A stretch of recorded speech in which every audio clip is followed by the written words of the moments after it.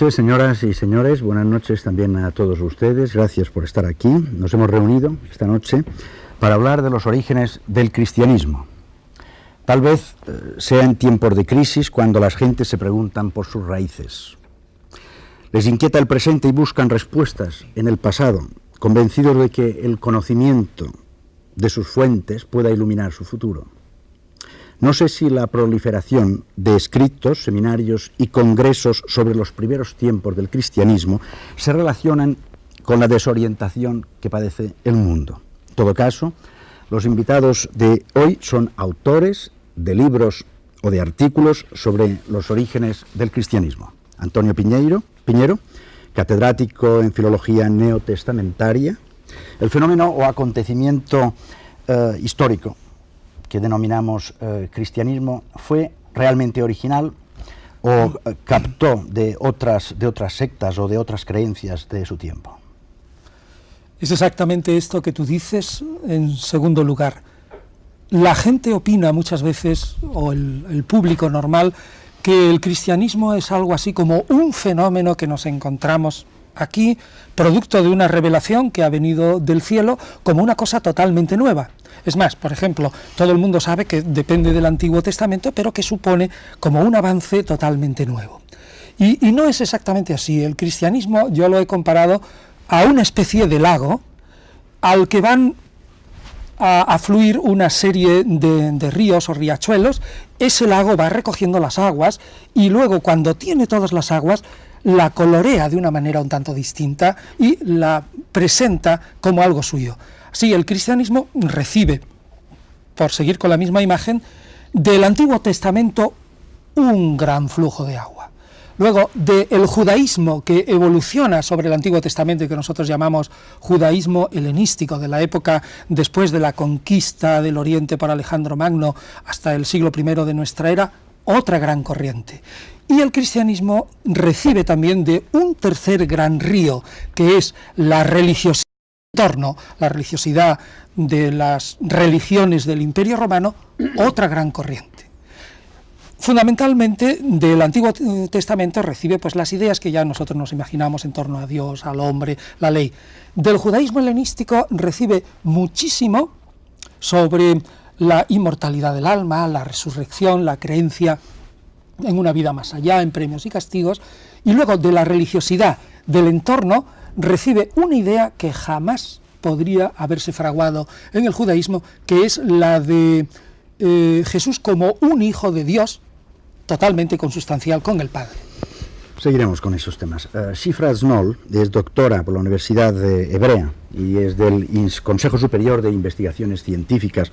¿En qué marco histórico surgió el cristianismo? Jesús nace en el periodo del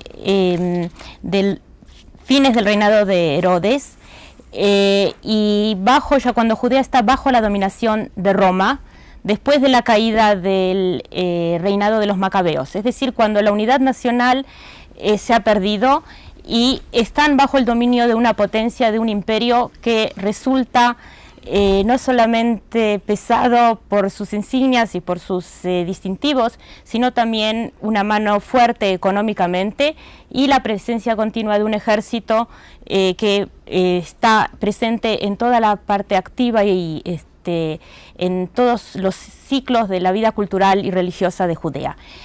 El periodo de él corresponde después de la muerte de Herodes. Todavía se agudiza la tensión entre los representantes del gobierno romano y entre la población de Judea. Es durante el reinado de Arquelaos y después cuando llegan los primeros gobernadores elegidos de Siria directamente a Jerusalén. En este marco es donde se forman los movimientos religiosos y los movimientos rebeldes contra el dominio de Roma, y es el entorno que da también especialmente a la creación de movimientos religiosos.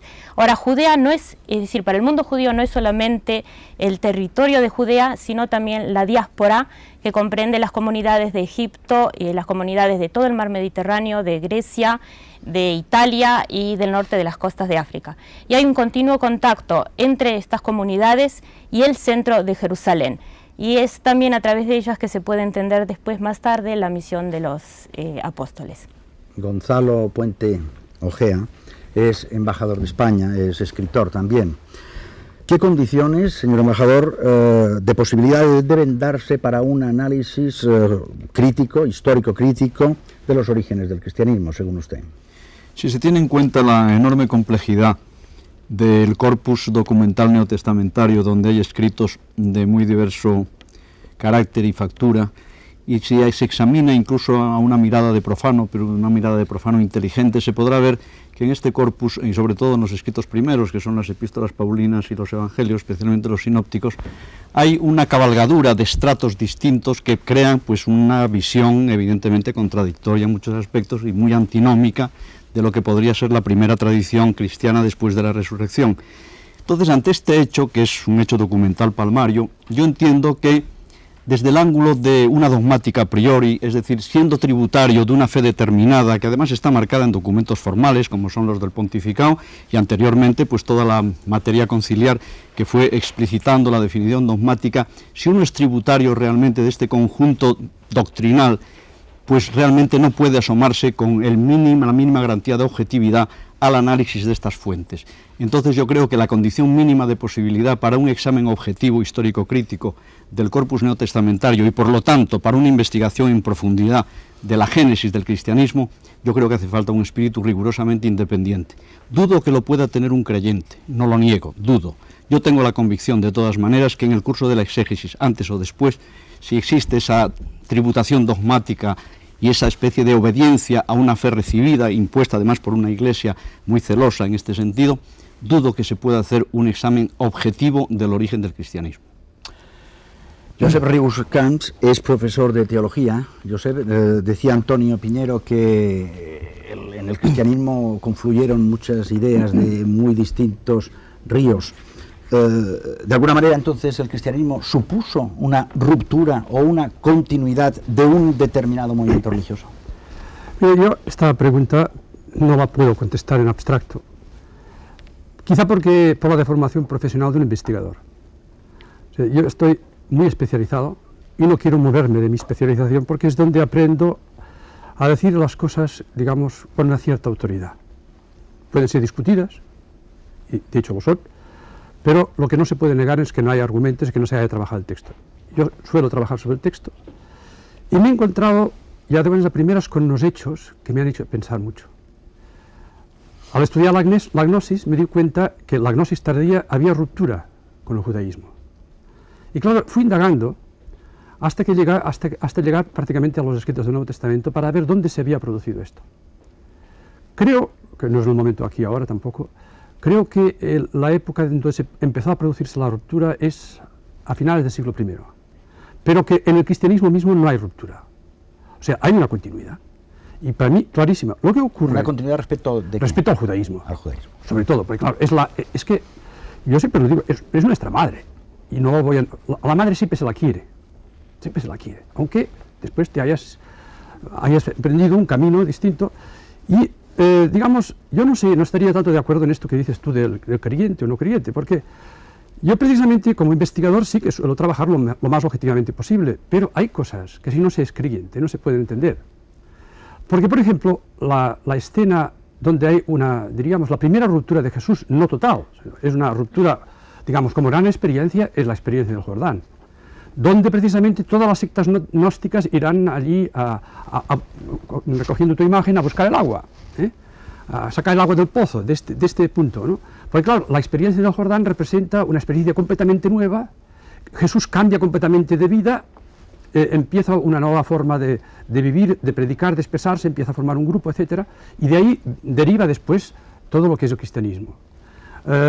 Por tanto, yo diría así, de buenas a primeras, que hay una continuidad. Lo que ocurre es que en medio de esta continuidad hay una discontinuidad creada por la gran experiencia del Espíritu que tiene Jesús en el Jordán. Y esta experiencia difícilmente se puede hablar de ella, porque no entra en los parámetros, digamos, de lo que nosotros podríamos llamar el lenguaje de la ciencia, sino que es una experiencia interior, una experiencia muy fuerte, y entonces ya para sintonizar con ella, de alguna manera tenemos también nosotros que sintonizar en el mismo nivel. Ampliemos ahora estas informaciones. El pueblo de Israel, desde los orígenes, se vio perseguido y dominado por caldeos y asirios. En raras ocasiones y por un corto periodo de tiempo, formaron parte del imperio persa y más tarde del macedonio. En la época del nacimiento de Jesús, reinaba en Palestina Herodes el Grande, a cuya muerte se dividió el país entre sus hijos. Arquelao reinó en Judea y Samaria.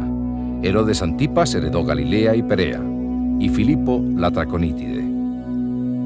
En Palestina, donde la mayoría de los habitantes tenían raíces israelitas, vivían alrededor de 1,5 millones de judíos repartidos por igual entre Judea y Galilea, estando las colonias, la diáspora, más importantes en Mesopotamia, Siria y Egipto.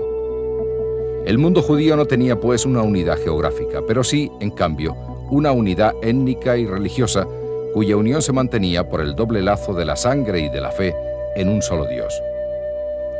Todos los judíos tenían su corazón puesto en Jerusalén, metrópoli religiosa y nacional. Contribuían con su ofrenda a los gastos del culto celebrado en el templo, y todos se levantaban con el mismo entusiasmo para defender los intereses espirituales y materiales de la nación cuando se veían amenazados. En Israel convivían 3 sectas: fariseos, saduceos y esenios. Los fariseos formaban la secta dominante en tiempos de Cristo. Se distinguían por su severidad en la interpretación de la ley, aunque esta interpretación fuera excesivamente material y la práctica puramente externa. Jesús en los Evangelios les reprende en numerosas ocasiones por su falta de moral, su avaricia, su ostentación y su hipocresía. La secta de los saduceos constituía la aristocracia y el partido sacerdotal con claras inclinaciones políticas. En lo religioso se atenían a las prescripciones de la Torá, el Pentateuco, que a sus ojos era la única regla de la creencia y la conducta moral. Los esenios, según los describe Plinio el Viejo, son un pueblo único en el mundo entero que vive sin mujer, sin amor, sin dinero y en compañía de las palmeras. Conforme a Filón de Alejandría y a Flavio Josefo, se cree que la comunidad esenia tenía unos 4.000 miembros que vivían en ciudades y en campamentos mezclados con la gente común. Los esenios se consideraban los elegidos de Dios, el único Israel. Aunque existían diferencias entre sacerdotes y laicos, los preceptos de pureza sacerdotal fueron obligatorios para todos los miembros del grupo. Observaban estrictamente la ley de Moisés y se dedicaban a estudiar y copiar las escrituras. De entre los numerosos grupos de resistencia clandestinos que surgieron en los últimos siglos del judaísmo antes de la era cristiana, destacaron los piadosos y celotas. Nacionalistas fanáticos proclamaban la monarquía única de Dios y resistían en nombre de ella a todo poder extranjero. El nombre de celotas, que como grupo político se conformaría un poco después de la muerte de Jesús, designaba su celo por Dios. En este ambiente de tensiones y divergencia de opiniones, actuaba y vivía Jesús de Nazaret. Fernando Sánchez Dragó, que es escritor. A veces nos olvidamos, hablando de tantas influencias, y nos encontramos cuando leemos los Evangelios que hay algunas frases parecidas a otras que podrían pertenecer a una espiritualidad oriental. ¿Tú crees que pudieron darse esos contactos? Pues sí, se pudieron darse y se dieron. Vuelvo un poco a lo que dijo Antonio Piñero al comienzo del programa. Los cristianos ortodoxos suelen irritarse mucho cuando se le colocan antecedentes y consecuentes al cristianismo, sin darse cuenta de que eso en realidad enriquece el cristianismo, y bueno, el cristianismo no pudo surgir de la nada ni se desarrolló en el vacío. Entonces yo creo que una persona que tenga conocimiento de lo que son las religiones orientales y los misterios y las iniciaciones orientales, cuando lee los Evangelios, cuando lee las Sagradas Escrituras, percibe muchos ecos de esas doctrinas orientales. Entonces yo creo que cabe hablar de una influencia oriental ejercida directamente sobre Cristo y o una segunda influencia oriental ejercida en el desarrollo del cristianismo después de la muerte de Cristo. La influencia directamente ejercida sobre Cristo podría tener varias explicaciones. Una explicación podría ser de índole geográfica. Galilea era una zona peculiar dentro del mundo judío, era una zona en la que había menos judíos que en otras partes, había una gran mezcla de razas y de creencias, había sirios, había babilónicos, había nabateos, había egipcios, había había griegos. Y en aquel caldo de cultivo, pues fácilmente Jesús pudo recibir influencias de Oriente. Luego hay una teoría, de estas más o menos fantasiosa, pero con cierto fundamento, que nos dice que en los famosos años ocultos de la vida de Jesús, Jesús pudo incorporarse a las caravanas que iban hacia Oriente y llegar incluso a lo que hoy es la zona de Bhubaneswar en la India, la zona tántrica, y después de pasar por allí se habría refugiado en un monasterio que existe todavía, y de ahí proceden estas especulaciones en lo que se llama el Little Tibet, en la parte tibetana de la India, cerca de Ladakh. En ese monasterio hay efectivamente un rollo donde se nos habla de la presencia de este personaje que venía de Palestina. Por otra parte, en fin, los esenios, bueno, pues cuando uno se enfrenta a la forma de vivir y de pensar de los esenios, ahí se desprende un tufillo oriental, un tufillo budista clarísimo, aunque seguramente no hubo ninguna relación directa. En cualquier caso, yéndonos ahora a las posibles influencias orientales en el desarrollo del cristianismo, bueno, las más evidentes, y las voy a poner como ejemplo, son las budistas. Y además son unas influencias perfectamente documentadas, hasta el extremo de que el propio Buda fue incorporado al santoral cristiano con el Valle de Josafat. Las leyendas relativas a la vida de Buda en la tradición Pali fueron incorporadas, incrustadas en los evangelios apócrifos, y muchos de los evangelios apócrifos son anteriores a los evangelios canónicos o a los evangelios gnósticos. Hay pasajes tal cual que proceden del Lalitavistara y del Buddhakarita, de estas dos colecciones de apólogos, de parábolas, de episodios de la vida de Buda. Por otra parte, a través de unos textos medievales, de la leyenda áurea de Jacobo de Vorágine, del Speculum Historiae de Vicente de Beauvais, del Barrabi Josafat, que en España tuvo una gran difusión en la Edad Media e inspiró directamente algunas de las obras de Calderón de la Barca o de Lope de Vega o de Tirso. Bueno, en todas estas colecciones hagiográficas de Buda se incorporan al cristianismo, y de ahí surge pues el detalle un poco chusco de que los teólogos cristianos, a la hora de explicar cómo Buda, con el nombre de Josafat, podía ser un santo cristiano, pues tuvieron que inventarse teorías como la de que Buda había sido discípulo del apóstol Tomás cuando Tomás predicó en la India, sin reparar en el hecho de que el apóstol Tomás predicó en la India 7 siglos después de que naciera Buda, etcétera, etcétera. Pero a mí me gustaría, para poner como ejemplo de hasta qué extremo Oriente pudo entrar en el cristianismo, me gustaría hablar del misterio de la Trinidad, del dogma de la Trinidad. Es muy curioso ver cómo el dogma de la Trinidad se instala en la ortodoxia cristiana. La única alusión trinitaria que hay en todas las Sagradas Escrituras está en el 7º versículo del capítulo 5 de la primera epístola de San Juan. Ahí hay una frase que dice: 3 son, traducida un poco a la pata la llana, 3 son los que dan testimonio de Cristo en el cielo: el Padre, el Verbo y el Espíritu Santo. Pues bien, en 1806 se demostró taxativamente que este versículo era una adenda, una interpolación, que quizás se había practicado en el siglo IV y que incluso a lo mejor era atribuible al español prisciliano. En cualquier caso, este texto, cuya carácter apócrifo está absolutamente demostrado por él, fue a la hoguera en definitiva, nada menos que nuestro gran Miguel Servet, que fue uno de los que lo denunciaron. Bueno, este texto el Vaticano no aceptó que fuera falso, y no lo aceptó con el peregrino argumento de que nunca el Espíritu Santo hubiera tolerado la perdurabilidad de un falso concepto en la versión oficial de las Sagradas Escrituras. Y así se produjo ese episodio pues un poco negativo, creo yo, para la historia de la Iglesia, cuando en 1897 León XIII, que era un papa con ínfulas de intelectual, y el Índice prohibieron que se pusiera en tela de juicio el dogma y el misterio de la Trinidad. Y en fin, el misterio de la Trinidad es una idea perfectamente oriental, es una idea que por una parte se encuentra en la tradición gnóstica hermética de Hermes Trismegisto en Alejandría, y por otra parte es la idea de la Trimurti, Brahma, Shiva, Vishnu, etcétera, que viene de Oriente. Y así, curiosamente, y no es la única, ni la primera, ni la última vez, Roma, para evitar la herejía, lleva a Roma la herejía.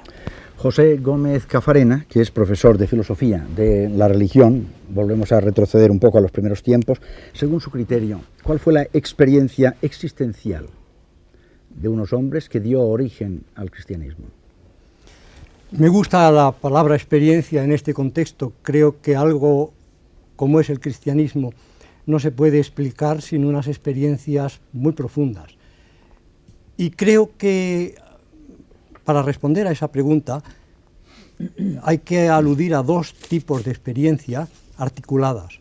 Por una parte es la experiencia del recuerdo de Jesús de Nazaret, Jesús histórico, tal cual se produjo y actuó en Palestina entre el año 28-30, y por otra parte las experiencias de sus seguidores en el año 30 después de su muerte. Creo que sin ambas combinadas no sale lo que llamamos cristianismo.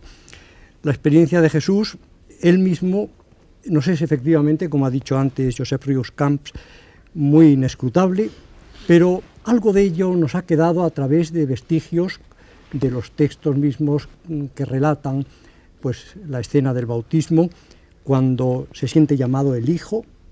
Es un hecho histórico que él invocará a Dios con el vocativo familiar Abba, que es prácticamente papá, y era una confianza que no se hubiera rogado ningún hebreo todavía en su momento, ese vocativo. En todo caso, el recuerdo de Jesús es el que permite el que después de la muerte, que tuvo que significar para los que le seguían pues una derrota total, Jesús había predicado la llegada inminente del reinado de Dios. Nos queda un poco enigmático todo lo que él quería decir con eso. Después quizá podré decir algo más sobre ello.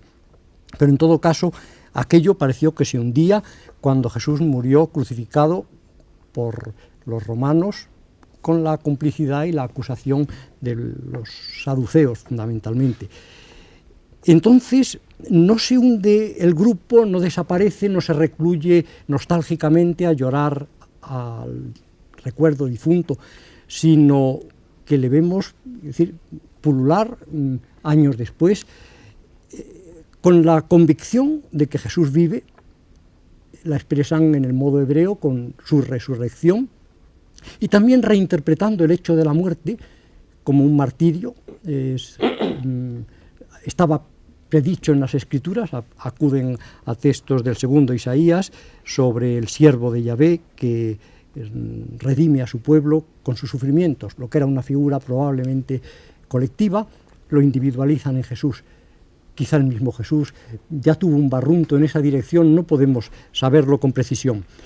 Esta doble experiencia, la de Jesús mismo, que deja esa huella tremenda, porque de nadie, si no deja una huella así, se hubiera podido después pensar que había resucitado, que su muerte había tenido aquel valor. Jesús había impresionado a los suyos de un modo extraordinario. Y luego, pues de unas experiencias singulares posteriores, que ellos a veces anticiparon poniéndolas en labio de Jesús, pero eso comúnmente es visto hoy como vaticinio ex eventu. Pero sin duda hay algo extraordinario en la base de todo ese movimiento. Naturalmente que esto no es querer probar en modo alguno, de modo histórico, el hecho de la resurrección. Eso seguirá siendo la fe de las primeras comunidades. Pero a la pregunta sobre qué experiencias dieron origen al cristianismo, creo que hay que responder así, con esa doble experiencia articulada. Gonzalo Puente Ojea, ¿cuáles son las diferencias que usted encuentra entre esos datos históricos o este Cristo histórico del que estaba hablando, Jesús histórico del que estaba hablando ahora Gómez Cafarena, y la construcción que, entre comillas, podríamos llamar más mítica de Jesús? Sí, yo creo que hay 4 puntos que en cierto modo jalonan lo que podríamos llamar el camino del tránsito del Jesús de la historia al Jesús de la fe. Estos son, primero, la transformación de una mesianidad triunfante que en principio reproducía la esperanza popular judía, con elementos desde luego fundidos en esta visión de tipo apocalíptico, productos de la literatura tardía. Por otro lado, es el paso de esta mesianidad triunfante a una mesianidad expiatoria que realmente cambia radicalmente tanto las expectativas de esa esperanza como en definitiva la construcción de la doctrina posterior a este hecho. El punto, el ombligo, por decirlo así, de este tránsito se sitúa, y se puede leer con gran facilidad, en el Evangelio de Marcos 27-31, que Marcos probablemente escribe a la luz de la fe de la comunidad y a la luz de la fe en la resurrección. Este es el primer punto del tránsito, paso de la mesianidad triunfante a una mesianidad expiatoria absolutamente insólita, inaudita dentro del medio judío de la época. El segundo tránsito es el virtual abandono de la escatología. Toda la construcción de la primera doctrina cristiana, e incluso ya se encuentra en los primeros escritos del Nuevo Testamento, es de una manera al principio solamente apuntada o incoada y progresivamente formulada y ahondada del abandono de la escatología. Primero porque el fracaso mesiánico, en cuanto que Jesús pensaba realmente que la instauración del reino era inmediata, esto produce naturalmente una conmoción en términos escatológicos incumplidos. Y en segundo lugar, la dilación de la segunda aparición, la segunda presencia que debía venir, que era la famosa parusía, que al dilatarse sine die pues va transformando todas las perspectivas de la explicación del nuevo del nuevo mito cristiano. Por otro lado, el tercer punto es la eclosión de la doctrina sacramental. En Jesús existe el bautismo, pero el bautismo en Jesús es un signo escatológico que el bautista imparte al nazareno, pero que éste no ordena realizar a los discípulos jamás como rito iniciático, y que se transforma dentro de esta doctrina sacramental progresivamente, pero muy deprisa, en un sacramento de salvación. En segundo lugar, existía la cena, efectivamente, que la cena en los estratos más arcaicos, sobre todo de los sinópticos, es un episodio inequívocamente escatológico que sólo después va transformándose en una conmemoración del sacrificio expiatorio de Cristo y como rito de celebración del hecho salvífico, pero remitido ya al pasado. Y el cuarto punto de este tránsito es lo que yo llamo, utilizando una categoría de Max Weber, la institucionalización de los carismas. Se pasa de la doctrina sacramental como una doctrina de inspiración carismática, como unos dones de infusión inmediata de tipo personal, a una institucionalización de los carismas, es decir, la concepción del sacramento ex opere operato en virtud de unos rituales muy formales y en virtud de la atribución de esas gracias carismáticas a la Iglesia como institución a través de un cuerpo profesional que es el sacerdocio cristiano. Esto representa que la Iglesia pasa a ser la monopolista del capital carismático que se imparte, repito, ex opere operato. Estos cuatro momentos configuran una religión totalmente nueva que a mi juicio rompe de un modo claro, y aquí hay un salto evidente tanto en la tradición histórica como en la doctrina teológica, entre el Cristo de Jesús de la historia, hasta donde podemos recuperarlo, que naturalmente no es nunca una tarea satisfactoria en su totalidad, y el Cristo de la fe, o el llamado por los teólogos, especialmente por los biblistas independientes, mito de Cristo.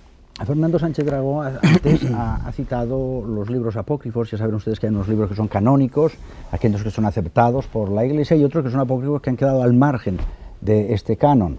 ¿Tú crees que el haberlos aceptado, o por lo menos en los libros apócrifos, a veces hay ideas que hubiesen podido ayudar a entender mejor a la figura de Jesús? Bueno, a mí la formación del canon me parece un escándalo permanente en la historia del cristianismo. Me atrevería a decir que Cristo ha sido secuestrado por el canon. Cabría decir que la Iglesia no nace de los Evangelios, sino que los Evangelios, el canon, nace de la Iglesia.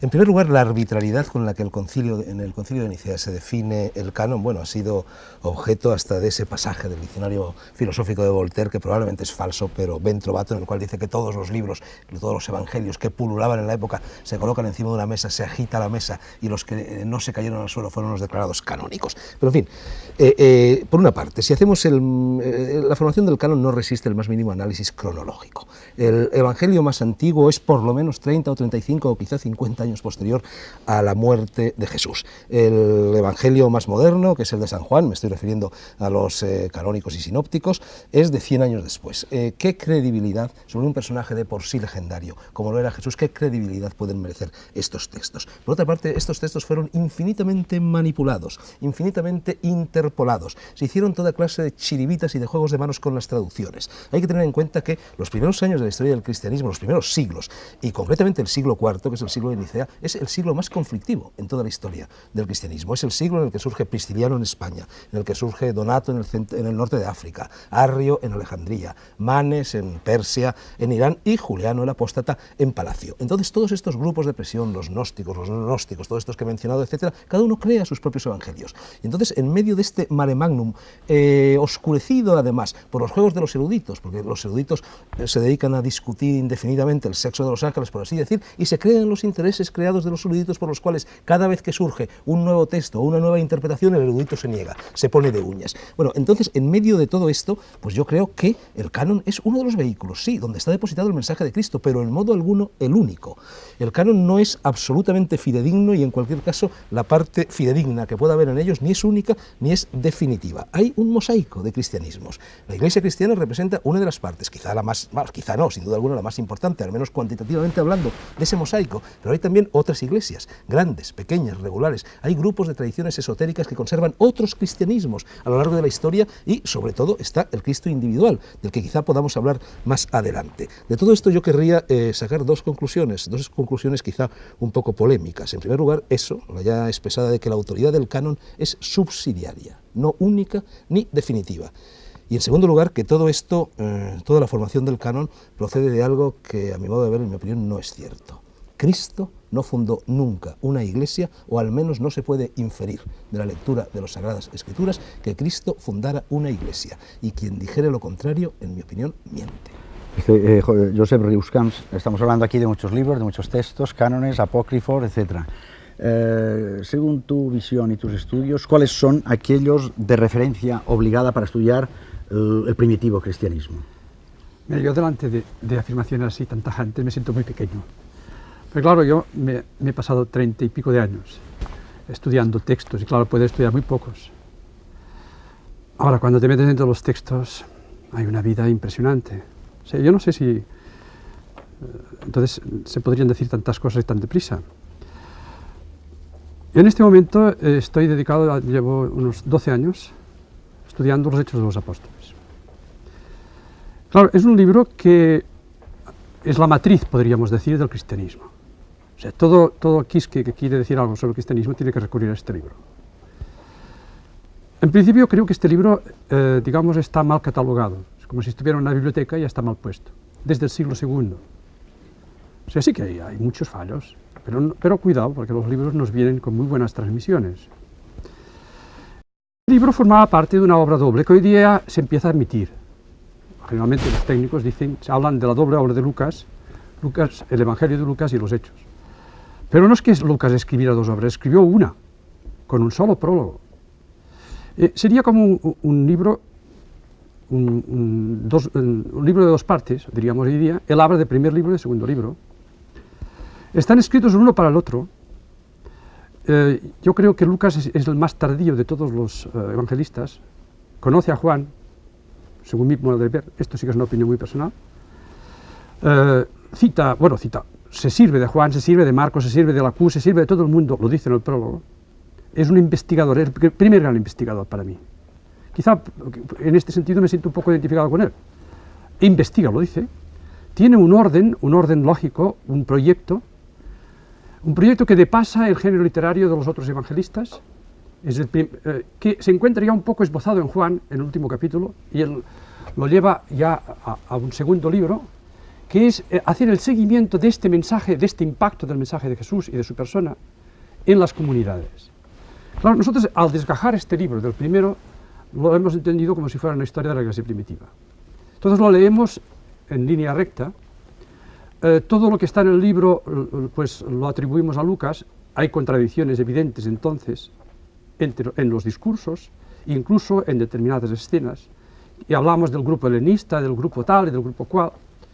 Bueno, yo he entrado ahí dentro, he publicado ya 3 libros, estoy publicando un comentario a los Hechos de los Apóstoles, de momento en catalán, tendrá 4 volúmenes, he publicado 1.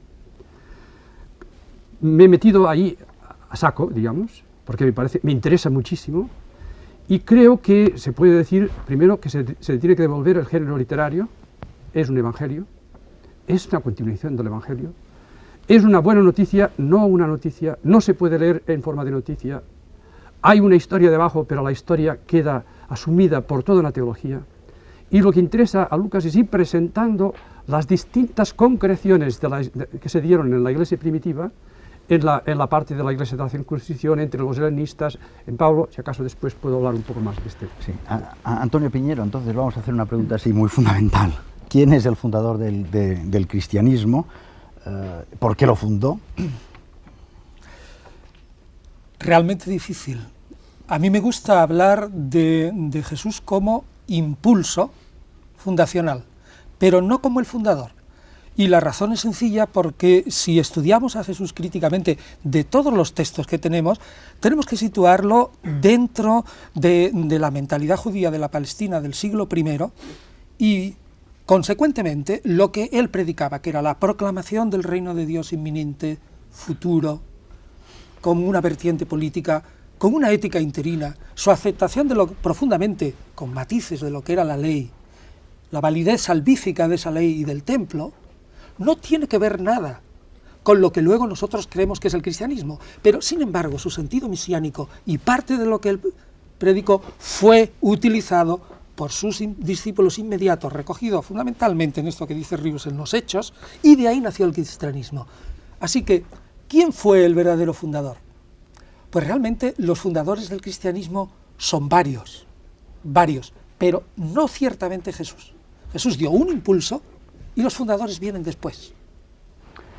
Acerquémonos con estas. José Gómez Cafarena, ¿cuál es el mensaje del cristianismo y en qué medida San Pablo ayuda a esa construcción de ese mensaje? Estábamos oyendo las bienaventuranzas en labios del Jesús de Pasolini y creo que expresan bastante de cerca lo que puede ser el núcleo de ese mensaje. El mensaje es complejo y en gran parte es una recepción del yavismo, de la fe de Israel. Pero Jesús tiene insistencias muy personales, muy peculiares, que son marcantes para lo que va a ser el cristianismo en profundidad. Yo creo que a la primera me he referido ya antes, es el hecho de invocar a Dios con esa absoluta confianza, familiaridad, que es quizá lo que dará origen por esta parte a que después se hable de él como el Hijo de Dios. Y por otra parte es una insistencia ética, de una ética interina, sí, pero la ética del reino por venir seguramente sería la plenitud de esa ética interina y no distinta, porque si acaso esta ética lo que es muy exigente, muy difícil.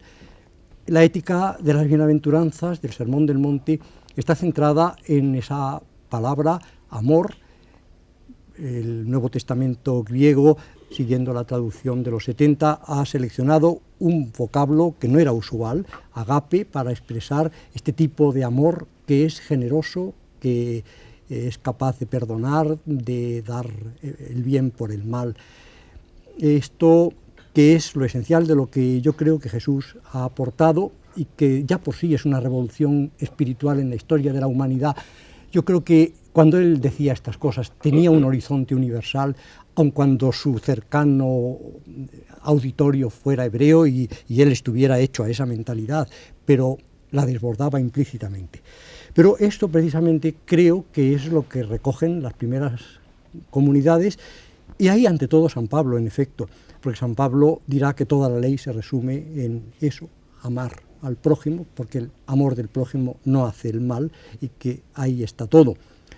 San Pablo, que hereda ya no poco de las comunidades, sobre todo del mundo helénico, helenista, que contribuye a la sacramentalización, que tiene sin duda influjos extraños o extrínsecos, como han recordado muy bien los que han hablado antes.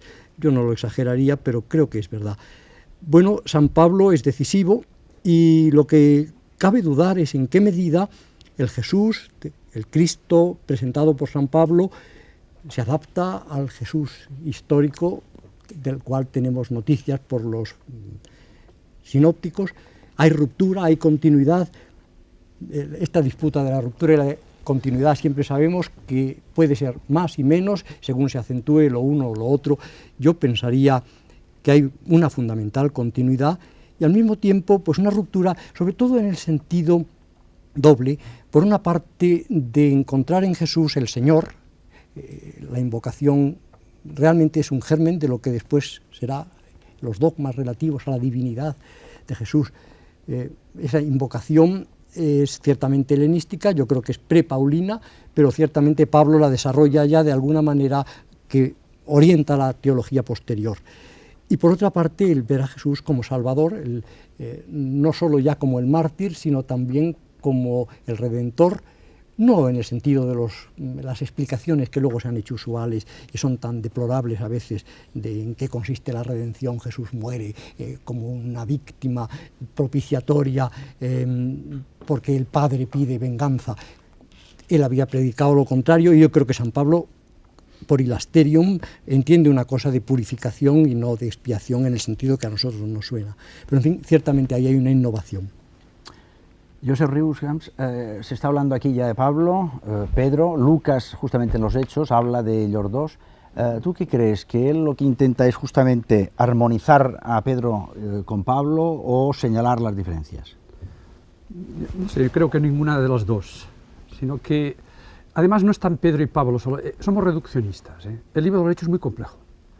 Si acaso pongamos tres movimientos. El capitaneado o representado por Pedro, que sería el grupo apostólico, el grupo hebreo. Pablo representaría antes de la conversión al grupo fariseo. Después, digamos, dada el volumen de su personalidad, adquirirá un gran peso, pero siempre quedará todo su pasado fariseo presente. Y después el grupo helenista, que el primero representado por Esteban, que es el protomártir, el primero que da la vida, o sea, que sigue el camino exactamente de Jesús. Y después es Felipe. Y entonces Lucas a estos tres personajes, Pedro, Saulo y Felipe, o Felipe, Saulo y Pedro, les hace un seguimiento particular. El más breve es el de Felipe, pero Felipe tiene su momento de gloria, que es un gran fracaso, y el momento del fracaso, que es el momento en que empieza a entender. Pedro tiene, Saulo ya conocemos la conversión, pero lo que no conocemos es que Lucas la narra 3 veces, y hasta la última, Pablo no se da cuenta de lo que le había dicho al principio. Es decir, todo un camino larguísimo de Pablo hasta que llega a comprender que no estaba llamado para ir a convencer a sus compatriotas judíos, que tenía que irse a la universalidad de todos los paganos. Y esto lo comprende al final del libro, que es cuando Lucas cierra el libro. Y el otro personaje es Pedro, que se obstina de todas formas a abrirse, y tiene que ser el grupo apostólico el que dé el primer paso, que si no, no se habría producido cristianismo probablemente, habría desaparecido todo. Y entonces, gracias a un forcejeo.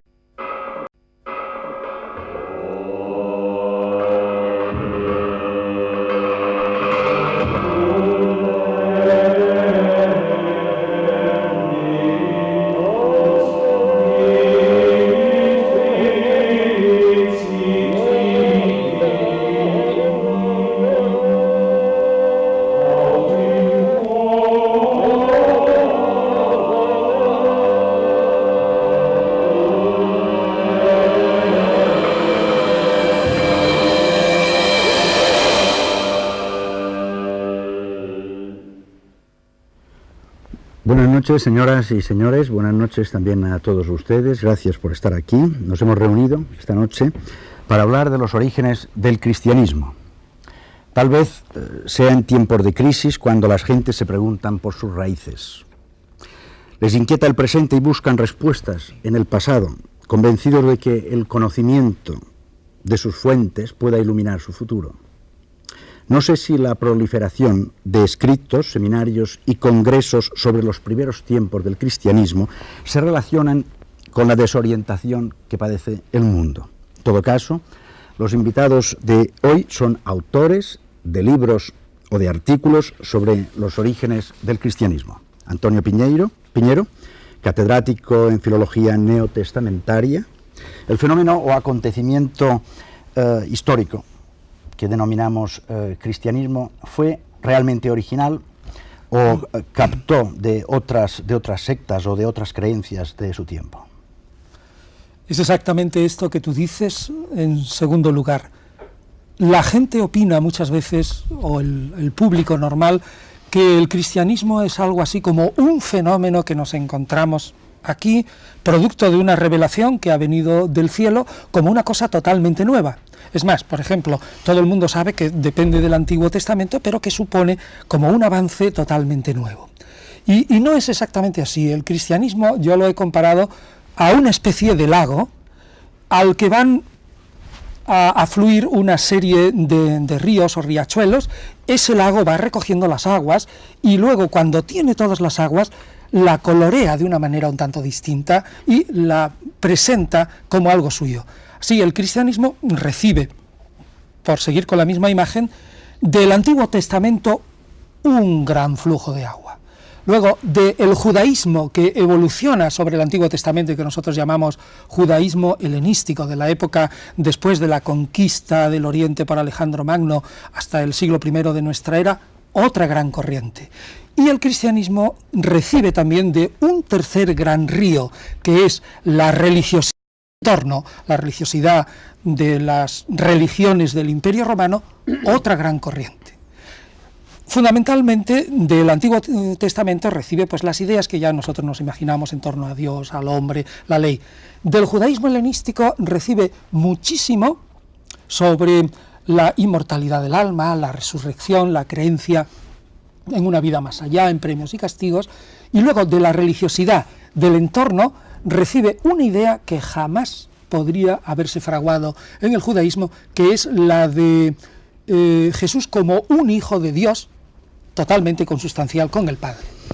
Seguiremos con esos temas. Shifra Snoll es doctora por la Universidad Hebrea y es del Consejo Superior de Investigaciones Científicas. ¿En qué marco histórico surgió el cristianismo? Jesús nace en el periodo de fines del reinado de Herodes y ya cuando Judea está bajo la dominación de Roma, después de la caída del reinado de los Macabeos, es decir, cuando la unidad nacional se ha perdido y están bajo el dominio de una potencia, de un imperio que resulta... ¿Ha variado mucho el cristianismo desde sus comienzos? Ha variado muchísimo, muchísimo, porque el primer cristianismo del que tenemos noticia por los Hechos de los Apóstoles, si es que le podemos llamar estrictamente así, o judeocristianismo, era puramente judío todavía. Y lo único que, digamos, le caracterizaba del resto del magma de los judíos que había en Jerusalén era que consideraban como Mesías a una persona. Y esa persona era en concreto Jesús de Nazaret.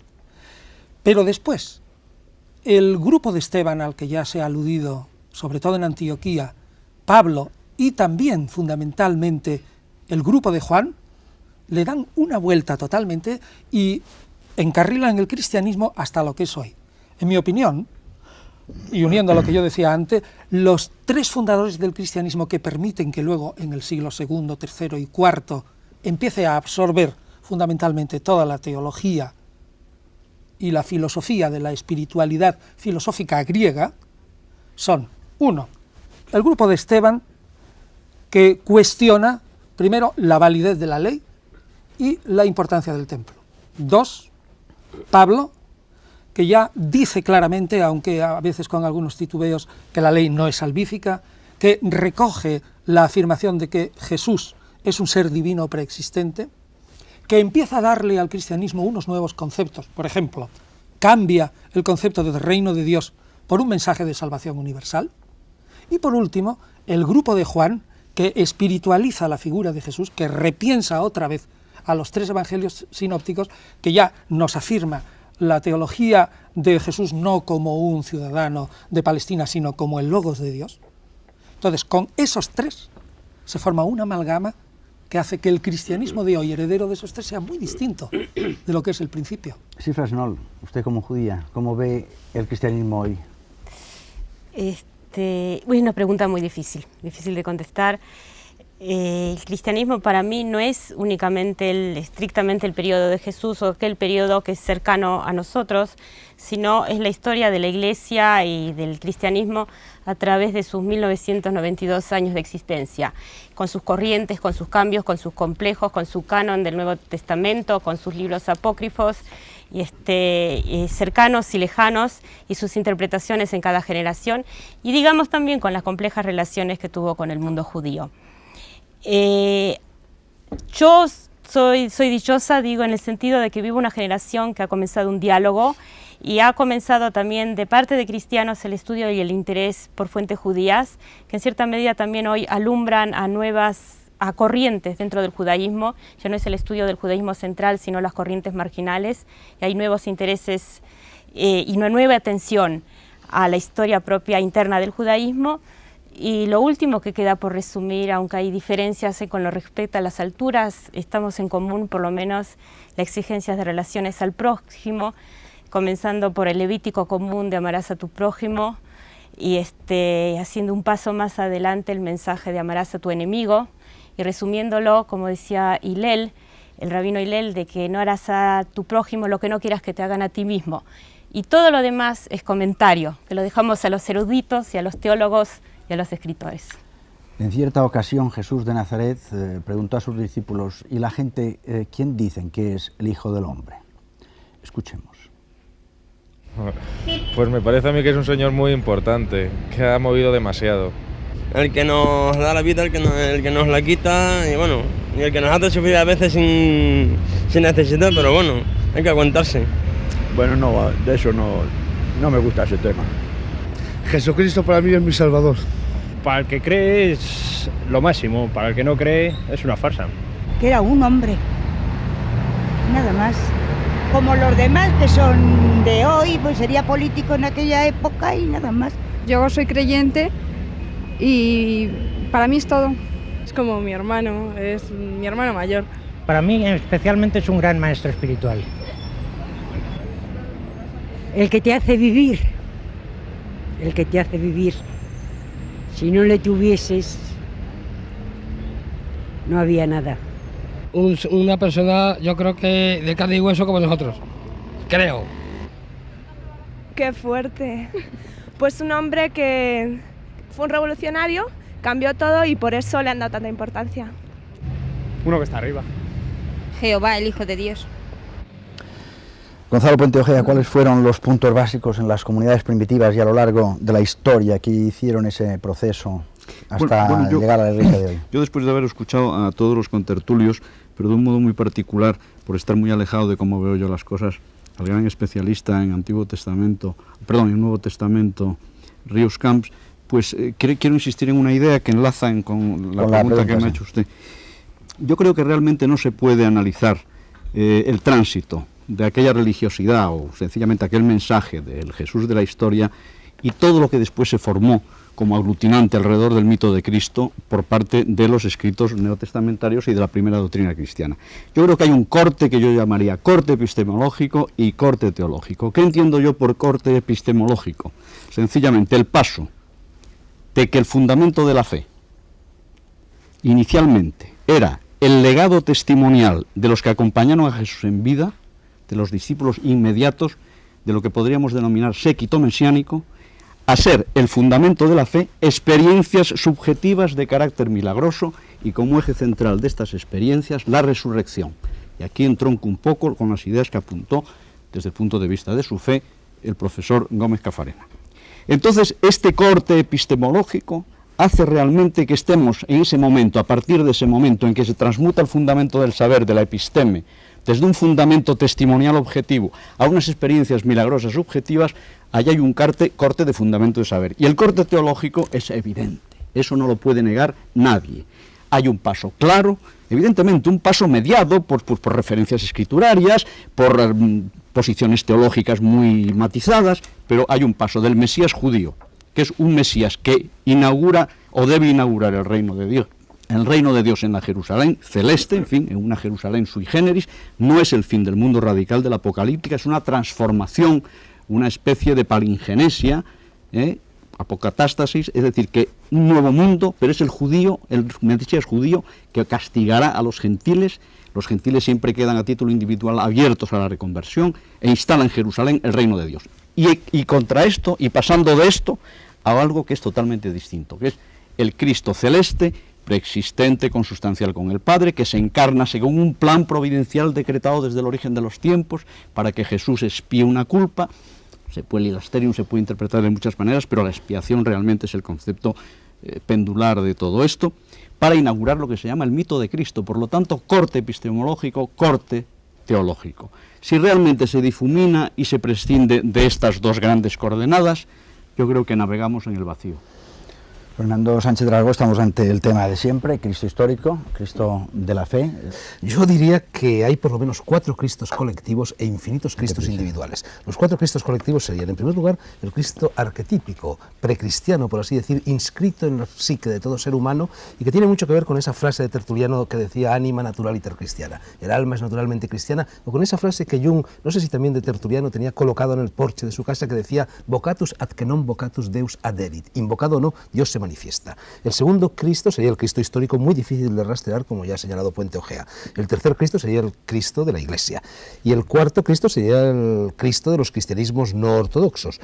Pero sobre todo hay el Cristo de cada persona, el Cristo interior. Para mí, cristiano es toda persona que ama a Cristo, que cree en Cristo y que se adhiere personalmente a su mensaje. Y en esa adhesión personal se produce una iluminación casi milagrosa, diría yo. Y bueno, en definitiva, mira, yo cuando he venido a este programa, antes he estado hablando con mi madre, le he dicho que venía a hablar en este programa, en un programa sobre los orígenes del cristianismo, y me ha dicho, desengáñate, hijo mío, Cristo es belleza y amor. Las madres suelen tener casi siempre razón. ¿Se puede ser cristiano y crítico a la vez? Ser cristiano honradamente, con honradez intelectual, cuando uno vive una cultura crítica y no quiere renegarla, cuesta. Y pienso que por ello pues no hay que extrañarse que haya menos hoy. Sin embargo, yo pienso que sí que es posible, y además es posible sin hacer lo que alguien llamó el sacrificium intellectus, es decir, una negación de la razón, creo porque es absurdo, que dijo en un contexto Tertuliano. Yo creo que se puede creer y con espíritu crítico. Pensaría que entonces es porque uno, cuando no es el caso de quien hace el itinerario desde fuera hasta la fe, sino que más bien procede del ambiente de la fe, está abierto al diálogo, está dispuesto a recibir, como esta tarde, y como puede ser el caso cuando se leen libros muy serios, muy trabajados, que mantienen ideas diversas sobre la realidad del hecho Jesús y del hecho cristiano. Cuando está uno dispuesto a leerlo y dejarse cuestionar, cuando uno es crítico con la propia fe, sin embargo, a veces puede sentir que la puede mantener. Yo creo que entonces es porque uno tiene dentro como un barrunto de que aquello es verdad. Los barruntos se estructuran después, son los temples que, según Dilthey, formaban visiones del mundo, y eso da origen a las filosofías. Y yo pienso que no hay nadie que no tenga algo de eso dentro, creyente oficial o no creyente oficial, todo el mundo tiene de algún modo su fe. Entonces, la coherencia de eso que uno lleva como inscrito y que uno puede expresarse en alguna manera de reflexión filosófica con los hechos históricos investigados con toda la seriedad de que uno es capaz y resistiendo el embate de la crítica a las posiciones que uno pensaba sólidas y quizá tiene que cambiar. Bueno, yo creo que en ese debate se juega esta posibilidad que creo muy auténtica, y desde luego conozco muchos que lo tienen y me merecen mi gran admiración. Yo aspiro a tenerlo. Y terminemos pues con una pregunta. ¿Quién es para usted Jesús? ¿El llamado Cristo? Buenas noches y hasta la próxima semana en la Tabla Redonda.